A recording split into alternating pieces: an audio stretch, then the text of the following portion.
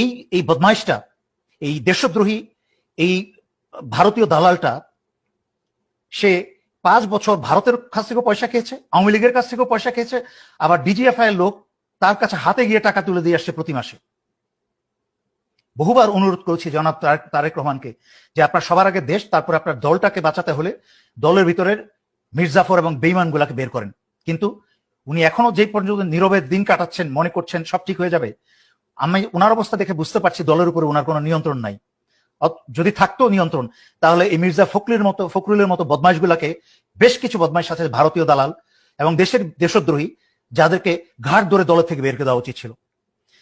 আজকে মির্জা ফখরুল যে বক্তব্য দিল, আপনারা সারা বাংলাদেশে দেখেছেন পত্রপত্রিকায়, সে বলেছে যে আমরা ভারতকে আশ্বস্ত করেছি যে বিএনপি ক্ষমতায় এলে সে বাংলাদেশের মাটিতে কোনো বিচ্ছিন্নতাবাদী সংগঠনের স্থান হবে না। Who the hell are you?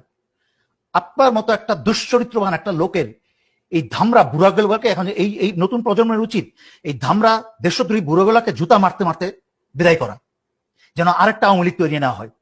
এখন থেকে এদেরকে জুতা মেরে বিদায় করতে হবে, যেন আরেকটা আওয়ামী লীগ তৈরি না হয়। এই যে এত বছর ভারত শান্তি বাহিনীকে প্রশিক্ষণ দিয়ে, অস্ত্র দিয়ে, ভারতে ক্যাম্প তৈরি করে প্রশিক্ষণ এবং অস্ত্র দিয়ে বাংলাদেশের ভিতরে প্রবেশ করিয়ে বাংলাদেশের প্রায় 30,000-এর উপরে সামরিক বাহিনীর সদস্য থেকে আরম্ভ করে বাংলাদেশের জনগণকে হত্যা করলো, তখন এই মির্জা ফখরুল্লাহ কোথায় ছিল? তখন কেন ভারতকে হুঁশিয়ারি দেয় নাই যে আপনারা আপনাদের পালিত বিচ্ছিন্নতাবাদীদেরকে বাংলাদেশ থেকে নিয়ে যান?